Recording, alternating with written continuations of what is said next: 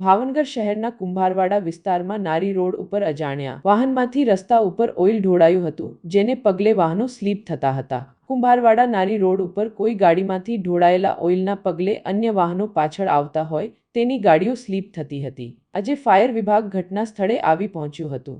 Oil ઢોળાયેલું જોતા માટી નાખીને અન્ય ઘટનાઓને રોકી હતી। તેમાં મદદમાં કુંભારવાડા વોર્ડના પૂર્વ પ્રમુખ સહિત સ્થાનિક આગેવાનો જોડાયા હતા।